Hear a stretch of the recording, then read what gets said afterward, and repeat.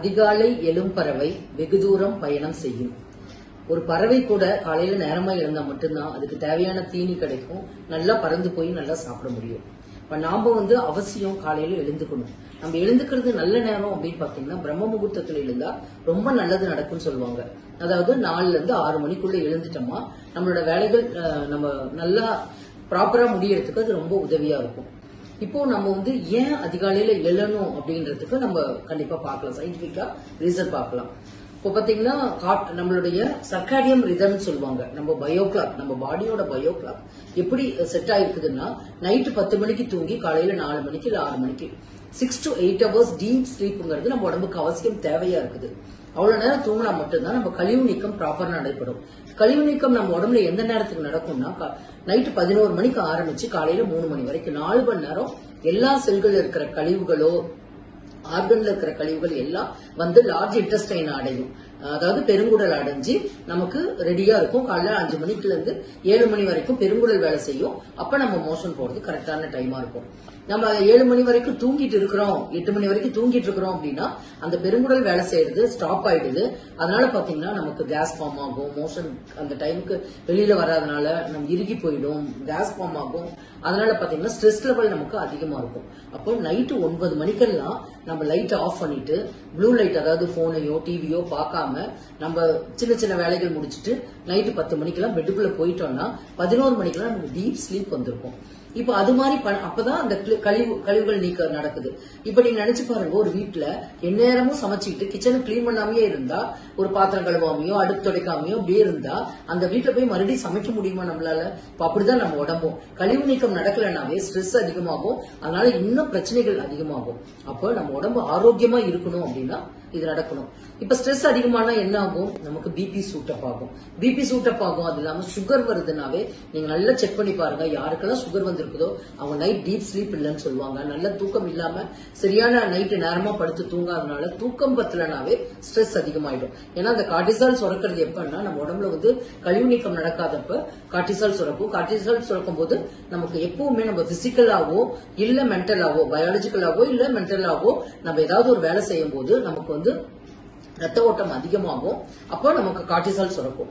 அப்போ நம்ம காலைல எழுந்த உடனே நமக்கு ஒரு மாதிரி ஸ்ட்ரெஸ் அதிகமாயிடும். இப்ப இதுவே நம்ம காலைல நேரமா எழுந்து அந்த காலை கடன்கள் எல்லாம் முடிச்சுட்டு அந்த 1 மணி நேரம் நம்ம உடம்புக்கான நேரமா ஒதுக்கி அந்த 1 மணி நேரம் என்ன பண்றது அப்படிங்கறத பத்தி தான் நம்ம ஓக்லப்ல நம்ம சொல்லித்தர போறோம். ஏன்னா நிறைய பேருக்கு சந்தேகம்னா, நான் காலையில 5 மணிக்கு எழுந்து நான் என்ன பண்ண போறேன், எனக்கு 8 மணிக்கு தான் சமையல் ஆரம்பிக்கணும், சில பேர் எனக்கு 10க்கு தான் ஆபீஸ், அதனால நான் ரிலாக்ஸா தூங்கி எழுந்திருக்கிறேன்னு அப்படின்னு சொல்லி நம்ம நினைப்போம். ஆனா 5 மணிக்கு எழுந்துக்கும் போது பாத்தீங்கன்னா இந்த பிரம்ம முகூர்த்தத்துல ஒரு கல்யாணம் வச்சா கூட நமக்கு நேரம் பார்க்க தேவையில்ல, 4 to 6 வச்சா அப்படின்னு சொல்றாங்கன்னா நம்ம யூனிவர்ஸ்ல சுத்தி எப்பவுமே அதோட அந்த நெகட்டிவ் எல்லாம் யாருமே எந்திரிக்கிறதுக்கு நம்ம எந்திரிக்கும் போது பாசிட்டிவ் வைப்ரேஷன் இருக்கும். அப்ப எது கேட்டாலும் கிடைக்கும். நம்ம ஒரு பிரேயர் வச்சாவோ இல்ல நம்மளுடைய மெடிடேஷன் பண்ணும்போதோ இல்ல எதுவுமே நடக்கும். அந்த நேரம் காலையில 5 to 6 நீங்க என்ன பண்ணணும்? எழுந்த உடனே நீங்க 5 மணிக்கு எந்திரிக்கிறது 5 to 6 என்ன பண்ணணும்? அந்த 1 மணி நேரம் ப்ரீப்ரெப்னு சொல்லலாம். நம்ம உடம்புக்கும் மனசுக்கும் நம்ம அன்னைக்கு என்னென்ன நடக்கணுங்கிறத ஒரு டு டூ லிஸ்ட் எழுதுறது எப்படி, இதை பத்தி எல்லாம் தான் ஓக்லப்ல நமக்கு நிறைய ஒரு வாழ்வியல் கல்வி மாதிரி எப்படி ஆரோக்கியமா இருக்கிறது, எப்படி நன்றி உணர்வோட இருக்கிறது, எப்படி நம்ம நினைச்சதெல்லாம் நடக்கிறது, இது எல்லாத்தையும் நமக்கு சொல்லிக் கொடுக்க போறாங்க. இப்ப நைட்ல பாத்தீங்கன்னா நேரமா தூங்கணும் அப்படின்னா கண்டிப்பா நம்ம 7 மணிக்கெல்லாம் சாப்பிட்டு இருக்கணும்.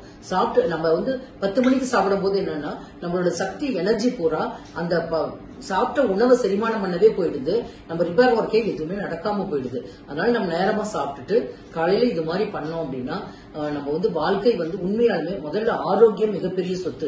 ஆரோக்கியமா இருக்கணும், பிபி இல்லாம இருக்கணும். இது இப்ப பாத்தீங்கன்னா நீங்க நைட்டு லேட்டா தூங்கி காலையில நேரம் கழிச்சு எழுந்து இது மாதிரி தூக்கமே இல்லாம இருக்கும்போது பாத்தீங்கன்னா உங்களுக்கு தைராய்டு ப்ராப்ளமும் வரும்.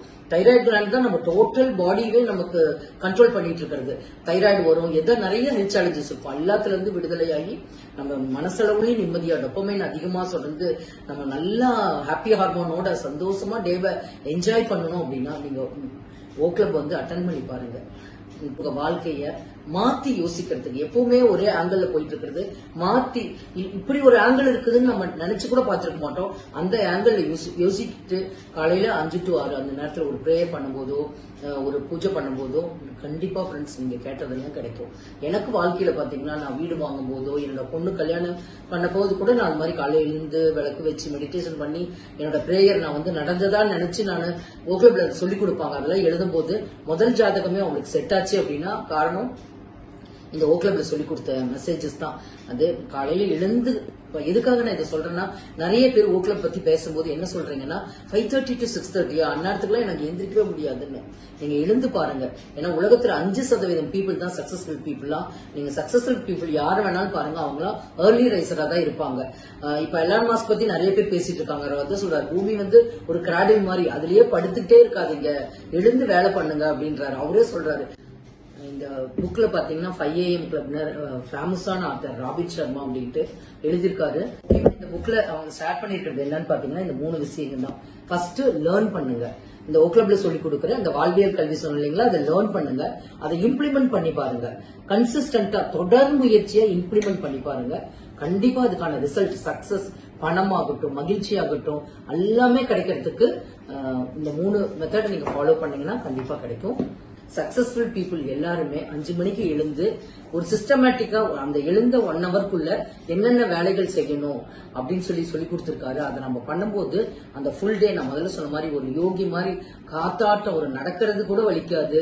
நம்ம சிந்தனைகள் எந்நேரமும் ஒரு ஹாப்பியான ஒரு மூடோட நம்ம இருக்கிறதுக்கு இந்த இதை நம்ம ஹெல்ப் பண்ணும். முக்கியமா வாழ்க்கையில எல்லாருக்கும் எங்கெங்க பிரச்சனை இருக்கும்னா, பசங்களுக்கு கல்யாணம் ஆகல, பசங்களுக்கு வேலை கிடைக்கல, நல்லா படிக்கல, நல்ல குட் ஹேபிட்ஸ் இல்ல, ரிலேஷன்ஷிப்ல ப்ராப்ளம் இருக்குது, பணம் இல்ல, வீடு வாங்கணும், குழந்தை பிறக்கணும், என்னோட ஆரோக்கியமா இருக்கணும். இது மாதிரி எல்லா சேலஞ்சஸ்க்கும் ஒரு சொல்யூஷனா இந்த ஓக்லப் வந்து உங்களுக்கு கண்டிப்பா இருக்கும். ஒரு வாழ்வியல் கல்வியா இருக்கும்.